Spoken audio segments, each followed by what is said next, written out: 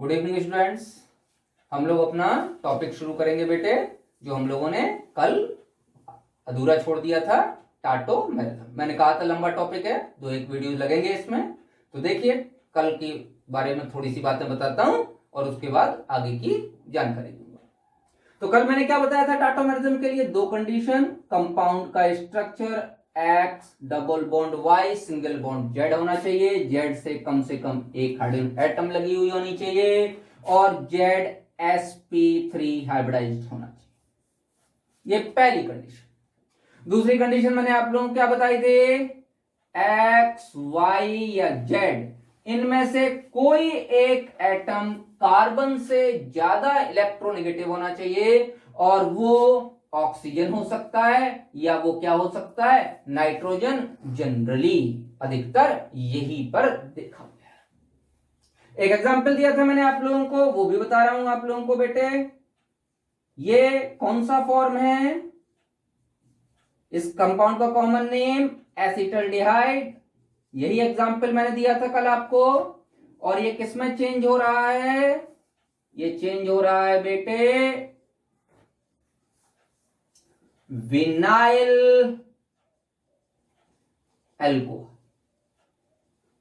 ये एग्जांपल मैंने आपको दिया था बेटे। ध्यान दो, CO वाला ये जो ग्रुप है, कार्बन डबल बॉन्ड ऑक्सीजन, ये ग्रुप अगर कहीं पे लगा हुआ दिखाई देगा तो उसको हम कहेंगे कीटो फॉर्म।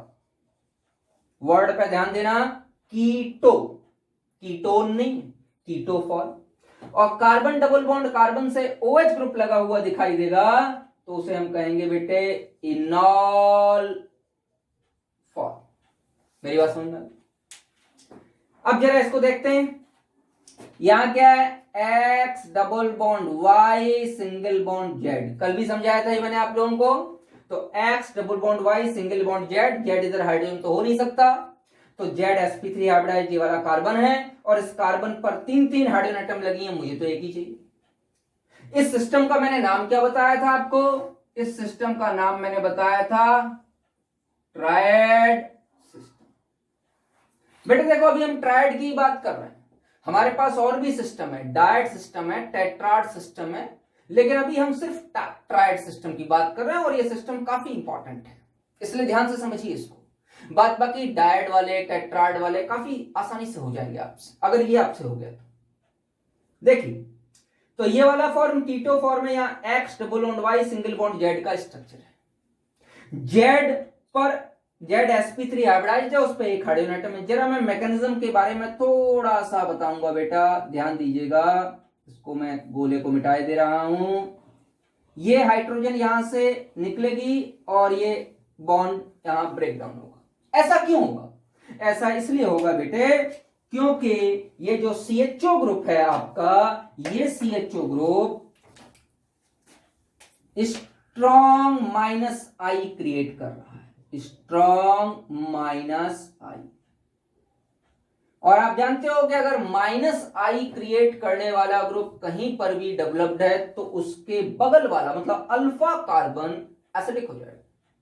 अगर एसिडिक हो जाएगा तो H पॉजिटिव रिमूव करेगा, तो यहां से H पॉजिटिव निकला, इस कार्बन पर नेगेटिव चार्ज आ गया। ये बॉन्ड इधर टूटा तो इस कार्बन पर पॉजिटिव और ऑक्सीजन पर नेगेटिव। इस कार्बन का नेगेटिव और इस कार्बन का पॉजिटिव यहां क्या बना लेगा? पाई बॉन्ड बन गया। और ऑक्सीजन के नेगेटिव को क्या मिल जाएगा? H पॉजिटिव, तो OH बन गया। तो ये बन गया कीटो फॉर्म और ये बन गया बेटे इनॉल फॉर्म। हुआ क्या एग्जैक्टली? अब आपको सर अभी तो बताया क्या हुआ? नहीं, थोड़ा सा ध्यान दो। क्या हुआ? Z से हाइड्रोजन निकलकर X पर पहुंचा और पाई बॉन्ड X और Y की जगह Y और Z के बीचों बीच शिफ्ट हो गया। तो Z पर लगे हुए हाइड्रोजन ने कितने एटम्स पार किए? 1 2 3। फर्स्ट से थर्ड एटम पर ट्रांसफर हुआ। क्योंकि ये फर्स्ट से थर्ड एटम पर हाइड्रोजन का ट्रांसफर हो रहा है, इसीलिए इसका नाम दिया ट्रायड सिस्टम। समझ बात आ गई? ट्रायड 3 की आवाज आ रही है ना, तो तो इसलिए इसका क्या नाम दिया, ट्रायड सिस्टम। दोनों के बीच में इक्विलिब्रिया शिफ्टेड है, मैंने कहा था। और मैंने ये भी कहा था कीटो फॉर्म क्या होगा इस यहां पर बेटे, मोर स्टेबल। इनॉल फॉर्म क्या होगा बेटे, लेस स्टेबल।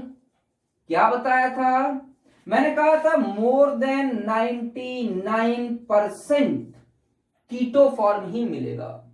इनॉल फॉर्म में 99 से ज्यादा मतलब 99.99754 ऐसे मिल सकता है, और ये 0.00235 इस तरीके से ये मिल सकता है।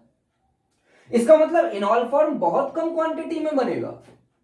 तो नॉर्मल एल्डिहाइड कीटोन्स के केस में ध्यान रखेंगे कीटो फॉर्म ज्यादा स्टेबल होता है।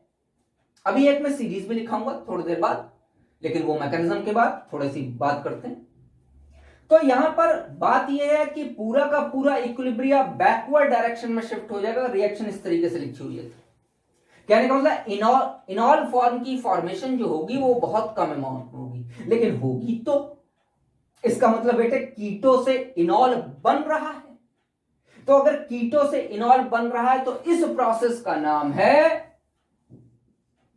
इनॉलाइजेशन।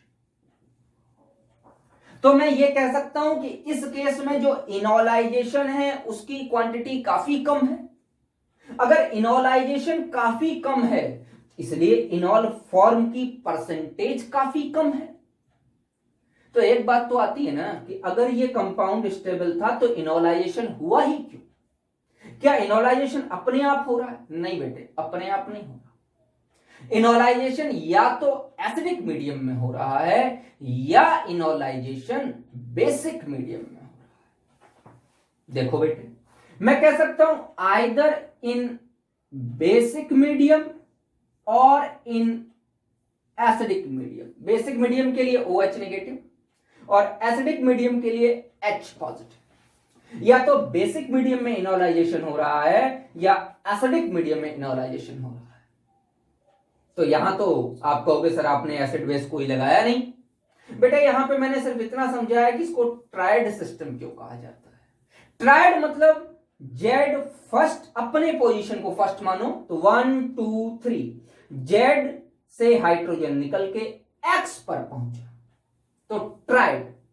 तो ट्रायड सिस्टम इसलिए कहा गया कि 3 एटम की शिफ्टिंग हुई, हाइड्रोजन अपनी जगह से जाके थर्ड एटम पर जाके शिफ्ट हुआ, इसलिए इसका नाम ट्रायड सिस्टम कहा गया।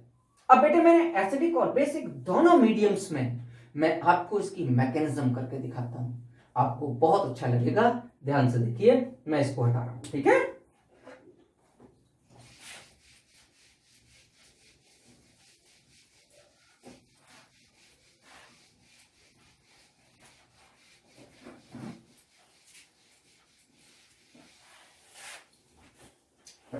तो अब हम लोग मैकेनिज्म की बात करेंगे। तो पहला मैं कह रहा हूं इन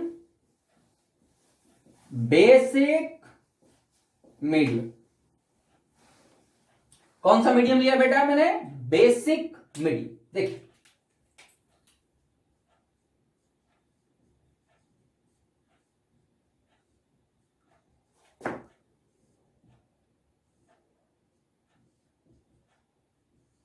OH negative.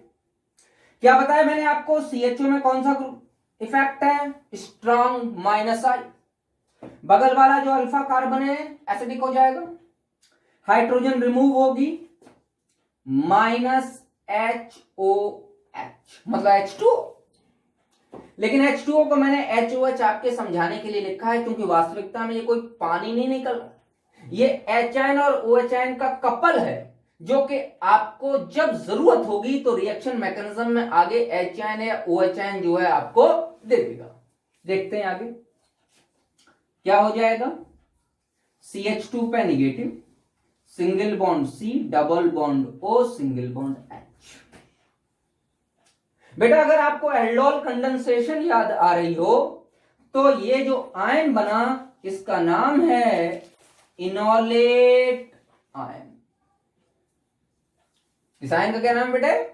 Enolate ion. Speciality क्या होती है? स्पेशलिटी क्या है? इस आयन में कॉन्जुगेशन पाया जा रहा है। कौन सा कॉन्जुगेशन? Pi sigma negative. और अगर कॉन्जुगेशन पाया जा रहा है इस आयन में, तो ये कॉन्जुगेटेड आयन क्या काम करेगा, रेजोनेंस स्टेबलाइज्ड हो जाएगा। तो बेटा रेजोनेंस लगाओ इसके अंदर, ये बॉन्ड ब्रेक डाउन होगा, इस कार्बन का पॉजिटिव और इस कार्बन का नेगेटिव यहां पाई बॉन्ड बना लेगा। देखिए बेटे,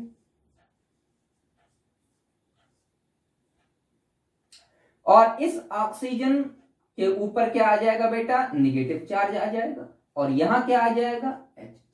this is a resonance stabilised enolate ion. अब क्या होगा, अब इस O पर नेगेटिव चार्ज है, तो ये O नेगेटिव वाला, अब देखो इन दोनों में जरा ध्यान से देखिए, कार्बन नेगेटिव ज्यादा स्टेबल है या ऑक्सीजन नेगेटिव, ऑक्सीजन नेगेटिव ज्यादा स्टेबल। तो जब ये अच्छी स्टेबिलिटी में आ गया तो मिनिमम एनर्जी की स्टेट में आ गया। तो अब जो HOH है वो अपना H आयन इस O नेगेटिव को दे देगा। तो देखिए बेटे, H आयन दिया, क्या बना, CH2 double bond C, OH और और इन दोनों के बीच में इक्विलिब्रिया शिफ्ट हो गया। ये फॉर्म कौन सा था बेटा, कीटो फॉर्म, और ये फॉर्म कौन सा था बेटा, इनॉल फॉर्म। समझ बात आ गई, और कीटो ज्यादा बन रहा। तो ये कौन से मीडियम की मैकेनिज्म मैंने आप लोगों को बताई बेटे, मैंने आपको बताई बेसिक मीडियम की मैकेनिज्म। अब मैं आपको बताने जा रहा हूं एसिडिक मीडियम की मैकेनिज्म। देखिए, अगर यही चीज एसिडिक मीडियम में होती तो कैसे होती, देखते हैं बेटा। यही तो था,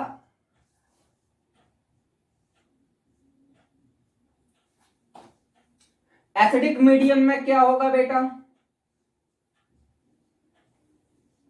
बेसिक मीडियम में OH आयन था, तो एसिडिक मीडियम में H पॉजिटिव होगा। अटैक कहां होगा, ऑक्सीजन के लोन पेयर पे, जो लोन पेयर फ्री। अब ये लोन पेयर पे अटैक हो रहा है, ये लोन पेयर इस H आयन को अपने इलेक्ट्रॉन पे डोनेट कर देगा। इस स्टेप का नाम हो जाएगा प्रोटोनेशन, क्योंकि बेटा H positive itself is a proton. तो H पॉजिटिव इससे जाके जुड़ेगा तो प्रोटॉन जुड़ेगा, उसका नाम प्रोटोनेशन कहा जाएगा। देखिए जरा ध्यान से,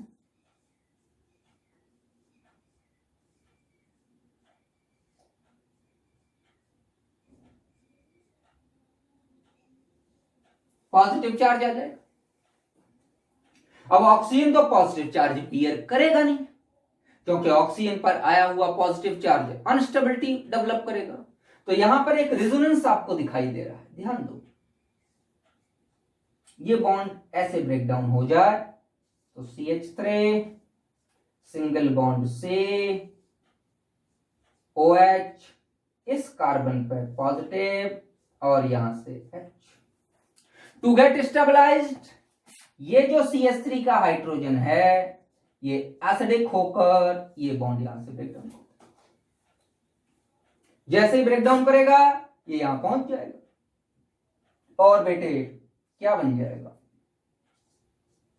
CH2 double bond C, OH और H।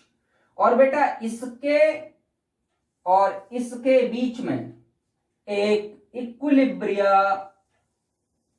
एस्टैब्लिश हो। तो ये कौन सा फॉर्म था बेटा, कीटो फॉर्म। ये कौन सा फॉर्म है, इनॉल फॉर्म। तो मैंने क्या बताया, ये अपने आप नहीं हो रहा, ये या तो बेसिक मीडियम में होगा और या ये क्या होगा, एसिडिक मीडियम में होगा। एक बार समझा रहा हूं, दोबारा से देखिए और पॉज करके ये मैकेनिज्म लिख लीजिए। एक बार दोबारा देखिए, एस्टल्डिहाइड था, एस्टल्डिहाइड में लोन पेयर है, इन लोन पेयर ने प्रोटॉन को अपने इलेक्ट्रॉन पेयर डोनेट किए, प्रोटोनेशन हुआ, OH बन गया। अब यहां पर ऑक्सीजन पर पॉजिटिव चार्ज आ गया, ऑक्सीजन कोई भी अनयूजुअल पॉजिटिव चार्ज बियर नहीं करेगा, ऑक्सीजन की वैलेंसी भी 3 हो रही है जो पॉसिबल नहीं, तुरंत ही ये बॉन्ड ब्रेक डाउन होगा, कार्बन पर पॉजिटिव चार्ज आएगा। अब यहां पे ऑक्सीजन पर लोन पेयर इसके वापस आ गए तो ये स्टेबलाइज्ड स्पीसीज हो गई। अब रेजोनेंस स्टेबलाइज्ड है, यहां पर भी एक तरीके का कॉन्जुगेशन है बेटे, इस कॉन्जुगेशन का नाम है lone pair to positive charge, आगे पढ़ाऊंगा कॉन्जुगेशन। ये एक तरीके का कॉन्जुगेशन है। अब ये स्टेबलाइज हो गया, तो इस कार्बन का पॉजिटिव चार्ज का मतलब क्या है, sp2 हाइब्रिडाइज्ड कार्बन हो गया। तो इस कार्बन ये को एसिडिक कर देगा, जैसे ही इस कार्बन को एसिडिक करेगा यहां से HN रिमूव हो जाएगा। ध्यान दो, ये sp2 हाइब्रिडाइज्ड हो गया, 3 सिग्मा ही तो है, और ये sp3 हाइब्रिडाइज्ड है। तो जो sp2 हाइब्रिडाइज्ड है वो मोर एसिडिक है, तो क्या काम करेगा, यहां से आई इफेक्ट लगाना शुरू कर देगा, तो ये HN यहां से रिमूव होना शुरू कर देगा। तो इस कार्बन पे नेगेटिव चार्ज, इस कार्बन पर पॉजिटिव चार्ज, अल्टीमेटली यहां पाई बॉन्ड बन जाएगा। कौन सा फॉर्म बन गया बेटा, इनॉल फॉर्म। और ये वाला कौन सा फॉर्म था बेटा, कीटो फॉर्म। और दोनों के बीच में क्या है बेटा, इक्विलिब्रिया। और मैंने क्या बताया, कीटो फॉर्म की तरफ हमेशा इक्विलिब्रिया शिफ्टेड रहेगा। बेटा ये दोनों ही मैकेनिज्म मैंने आपको बता दी, इन दोनों को ध्यान से लिखिए और आगे बताता हूं, पॉज करके लिख लो अच्छे से, ठीक। चलो एक एग्जांपल लेते हैं बेटे।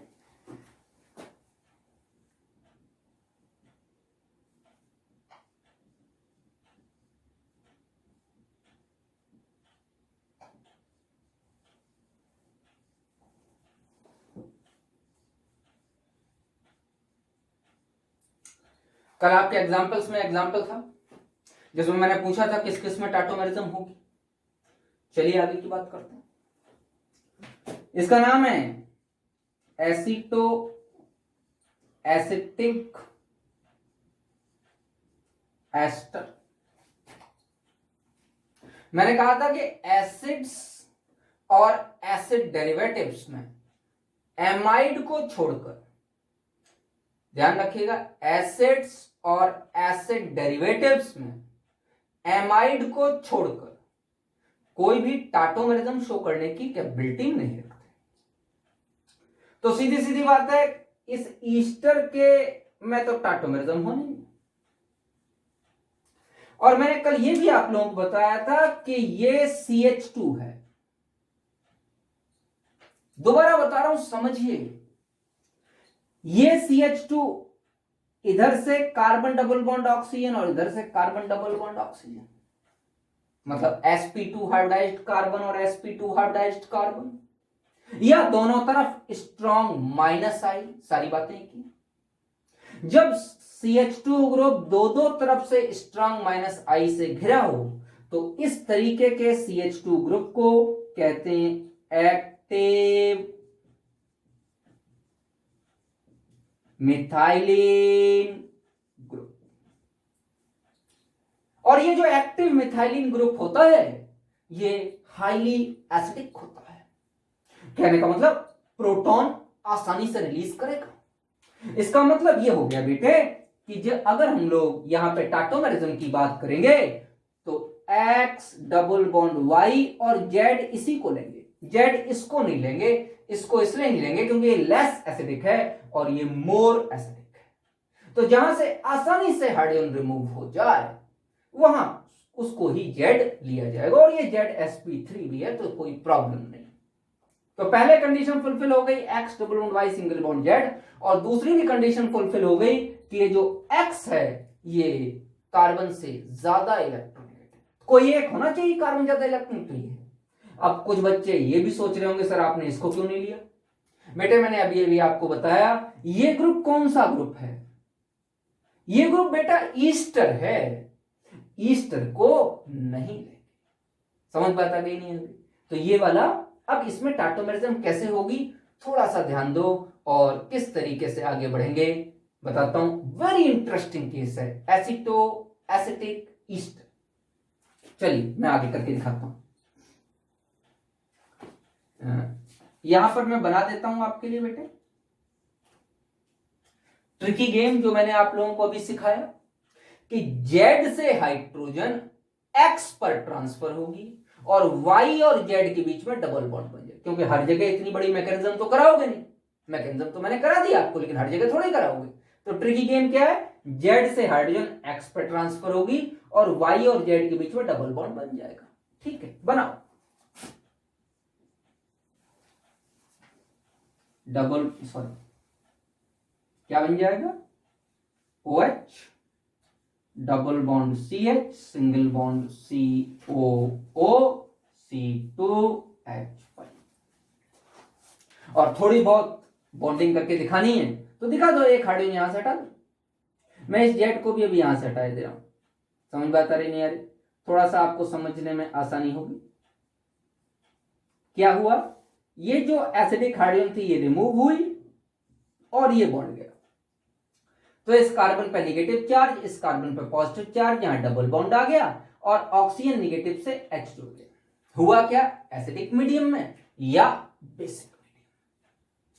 तो ये वाला फॉर्म कौन सा हो गया, कार्बन डबल बॉन्ड O वाला फॉर्म मैंने क्या बताया बेटा, कीटो फॉर्म। मैंने ये भी कहा नॉर्मल एल्डिहाइड और कीटोन्स में कीटो फॉर्म हाईली स्टेबल होता है या कीटो फॉर्म मोर स्टेबल होता है। उसमें देखिए ये फॉर्म कौन सा मैंने बताया आपको बेटा, इनॉल फॉर्म। साइंटिस्ट ने इसकी जब स्टडी की तो ये पाया कि तकरीबन 7% इनॉल फॉर्म बना। 7% इनॉल फॉर्म बना तो कीटो फॉर्म कितना बचा, टोटल अगर 100 माने तो कीटो फॉर्म 93% बना। अभी हमने कहा था कि नॉर्मल एल्डिहाइड कीटोन्स में जो इनॉल फॉर्म होता है वो लेस देन 1% होता है, बहुत कम क्वांटिटी में होता है। तो इसमें ऐसा क्या हो गया कि इनॉल फॉर्म 7% बन गया। क्या ऐसा, कैसे, क्या ईस्टर लगने से कुछ हो गया, या कीटोन और ईस्टर के आसपास होने से कुछ हो जाता है, या एक्टिव मिथाइलिन कार्बन होने से कुछ हो गया, क्या हो गया? देखो बेटे ये समझने वाली बात है, ये चीजें जो है बड़ी इंपॉर्टेंट है, पूछी जा सकती हैं। किससे इनॉलाइजेशन इंप्रूव हो रहा है? तो इनॉलाइजेशन तो इंप्रूव हुआ, इसमें तो कोई शक नहीं है, क्योंकि इनॉल फॉर्म 7% बना तो इनॉलाइजेशन बढ़ा। लेकिन इनॉलाइजेशन क्यों बढ़ा? तो बेटा इनॉलाइजेशन बढ़ने के यहां पे दो कारण हैं। पहला कारण है इंटर मॉलिक्यूलर H बॉन्डिंग और दूसरा कारण है रेजोनेंस। यहां पे रेजोनेंस स्टैब्लिश हो गया। रेजोनेंस ने स्टेबिलिटी बढ़ाई कुछ क्वांटिटी में और कुछ क्वांटिटी में स्टेबिलिटी बढ़ाई सॉरी बच्चों, कुछ क्वांटिटी में स्टेबिलिटी बढ़ाई इंट्रा मॉलिक्यूलर H बॉन्डिंग। ठीक है ना? इंट्रा मतलब एक ही मॉलिक्यूल के बीच में हाइड्रोजन बॉन्डिंग हो गई। कैसे, देखिए ध्यान से करके दिखाता हूं।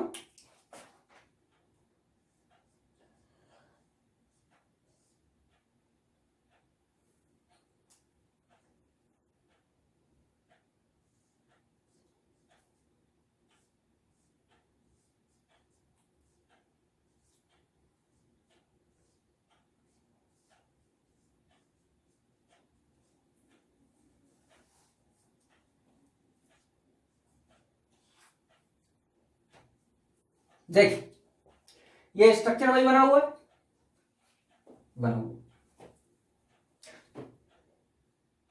इनॉलिक form, carbon double bond carbon से OH लगा है।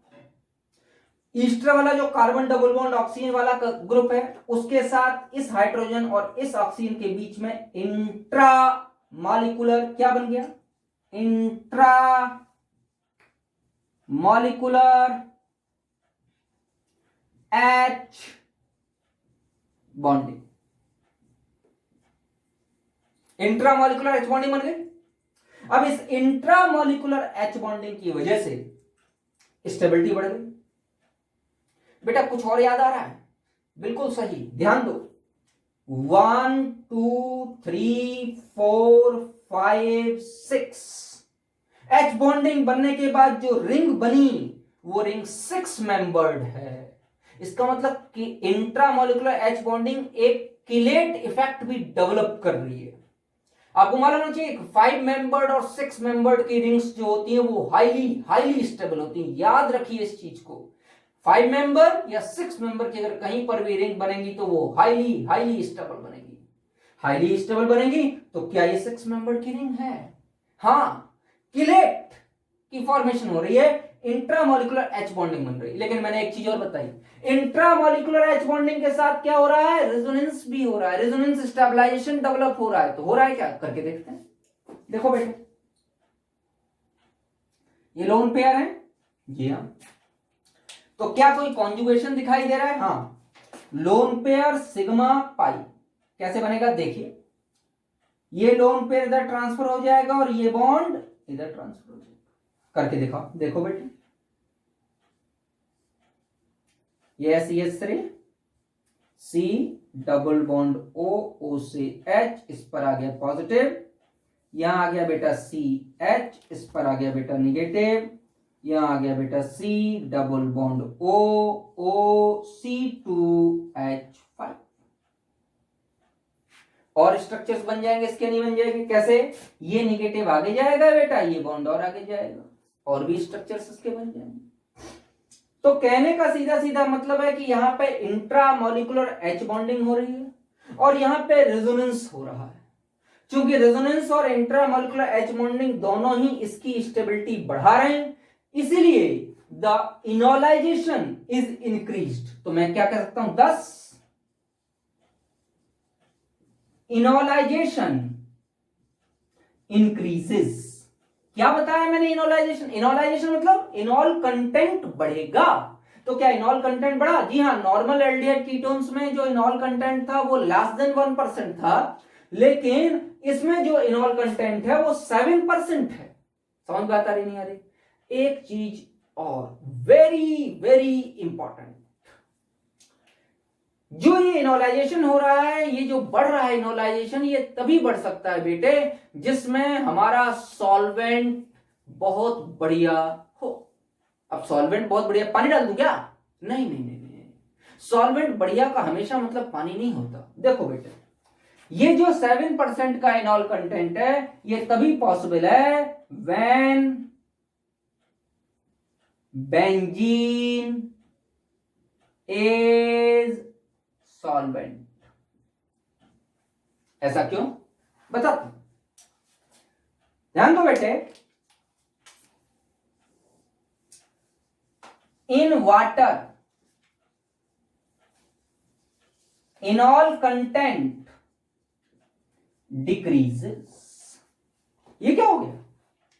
देखो बेटे, बेंजीन बिल्कुल नॉन पोलर सॉल्वेंट है, बेंजीन का डाइपोल मोमेंट 0 होता है। तो जब नॉन पोलर सॉल्वेंट है तो ये इंट्रामोलिकुलर एच बॉन्डिंग बन रही है, उसमें यहां जो पार्शियल पॉजिटिव पार्शियल नेगेटिव का ये पोलराइजेशन यहां से लेके यहां तक डेवलप हो रहा है। बेंजीन किसी भी कीमत पर इस पोलराइजेशन को कोई नुकसान नहीं करेगा। क्यों नहीं कोई नुकसान करेगा?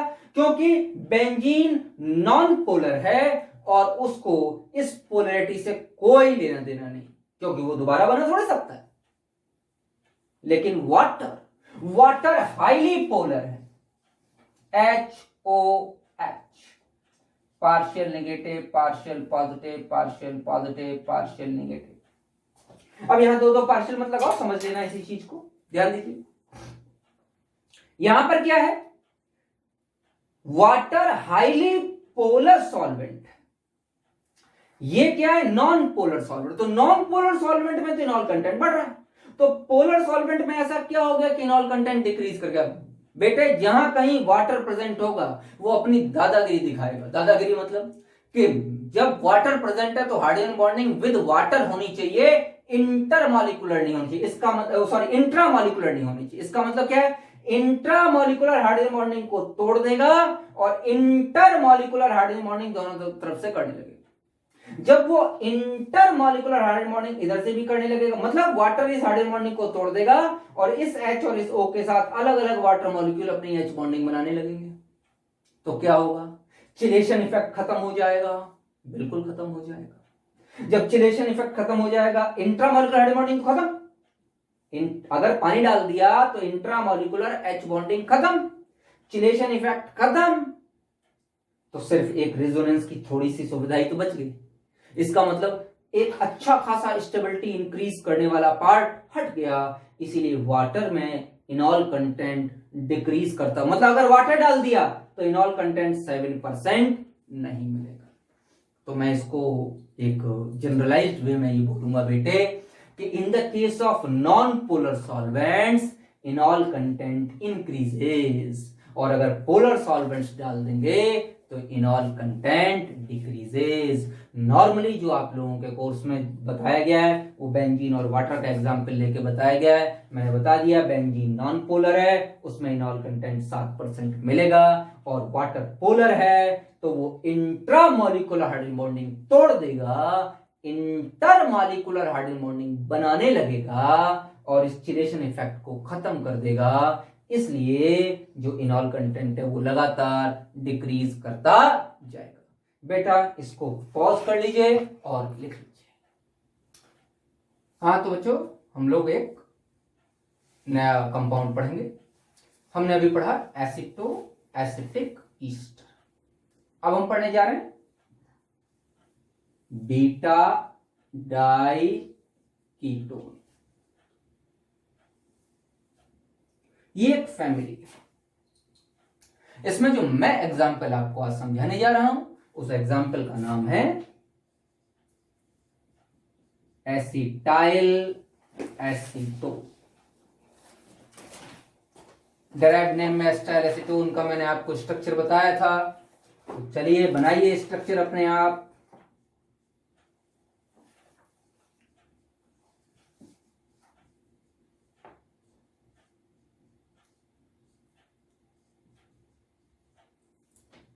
ये एसीटोन ग्रुप और ये एसिटाइल पार्ट, तो एसिटाइल एसीटोन। बीटा डाइकीटोन क्यों कहते हैं?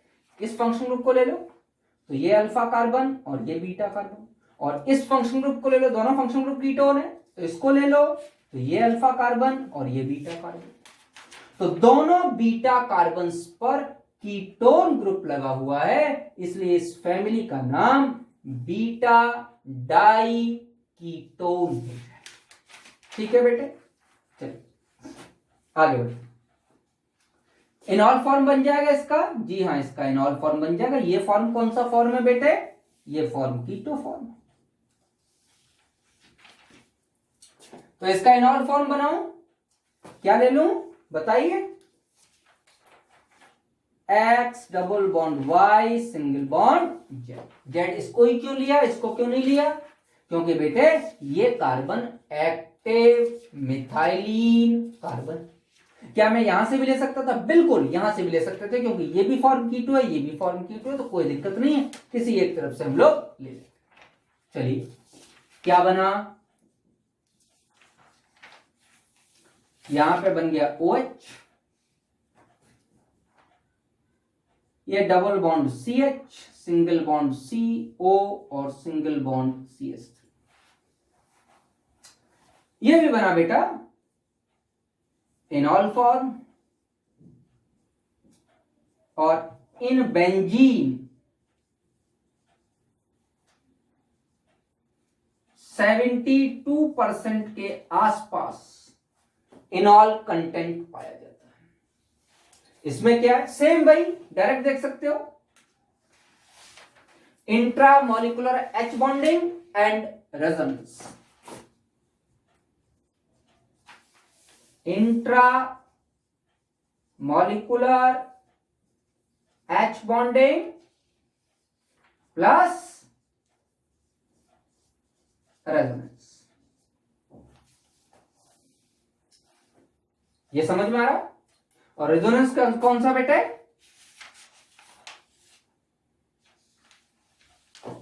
Lone pair sigma pi. करके दिखाऊं, देखो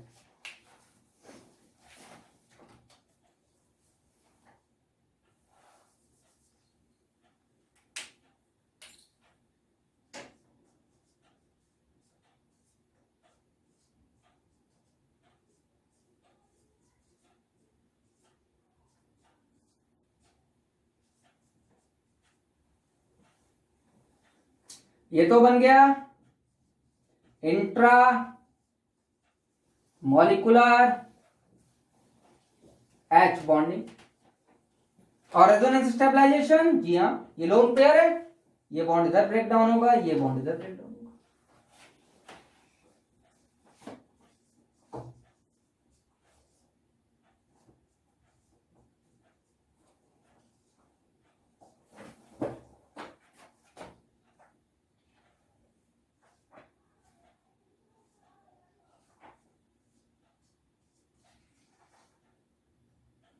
ये लगातार आगे बढ़ता चला जाएगा बेटे,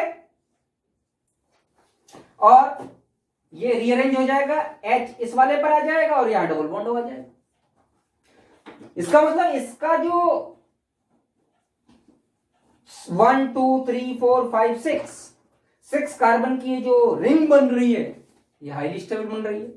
अब आप कहोगे सर उसमें भी तो बन रही थी, बेटा उसमें यहां पर ईस्टर था तो ईस्टर सपोर्ट नहीं कर रहा था आगे जाने के लिए, यहां पर रेजोनेंस पूरा कंक्लूड हो रहा है और जो चिलेटिंग इफेक्ट डेवलप हो रहा है वो कहीं पर भी टूट नहीं रहा। क्यों? ये कीटोन भी सपोर्ट कर रहा है, ये कीटोन भी सपोर्ट कर रहा है टाटोमेरिज्म को, इसलिए जो इनोलाइजेशन हो गया वो कितना हो गया बेटे? 72%। तो इंट्रामोलिकुलर एच बॉन्डिंग और रेजोनेंस दोनों ही इसको प्रमोट कर रहे हैं और दोनों की तरफ कीटोन है जो कि टाटोमेरिज्म को सपोर्ट कर रहे हैं, इसीलिए बेंजीन में जो इनॉल कंटेंट मिलता है वो 72% मिलता है, क्योंकि इंट्रामोलिकुलर एच बॉन्डिंग को बेंजीन कोई नुकसान नहीं पहुंचाता। क्यों नहीं पहुंचाता? क्योंकि बेंजीन एक नॉन पोलर सॉल्वेंट है, नॉन पोलर सॉल्वेंट। पानी में क्या होगा? दोबारा अगर पूछ ले, इन वाटर, अभी आप लोग लिख लेना, इन वाटर क्या होगा? इनॉल कंटेंट डिक्रीज। क्यों? क्योंकि वाटर पोलर सॉल्वेंट। तो ध्यान रखिए, नॉन पोलर सॉल्वेंट में इनॉल कंटेंट बढ़ रहा है क्योंकि वो इंट्रामोलिकुलर एच बॉन्डिंग को कोई नुकसान नहीं कर। लेकिन जैसे ही पानी डालोगे, सबसे पहले when you will pour water, it will first destroy the intramolecular H bonding. समझ बता रही नहीं आ रही? बेटे ध्यान से देखिए, इसको पॉज करो और पॉज करने के बाद क्या काम करो बेटे, इसको अच्छे से लिख लो, अगला बताता हूं, ठीक है? देखो बेटे, मैंने आप लोगों को ये समझाए, अब ये आपका होमवर्क है। करना क्या है बता दो। पहले तो इसका इनॉल फॉर्म बनाना है और इसका इनॉल फॉर्म बनाने के बाद कीटो फॉर्म तो ये मैंने दे रखा है, कीटो और इनॉल में परसेंटेज बताना है कि किसकी स्टेबिलिटी ज्यादा होगी, ठीक है? तब तक के लिए आप लोग जो है घर पर इसको वीडियो को देखिए और थोड़ी मेहनत कीजिए। अगले वीडियो में यहीं से शुरू करूंगा। Good bye.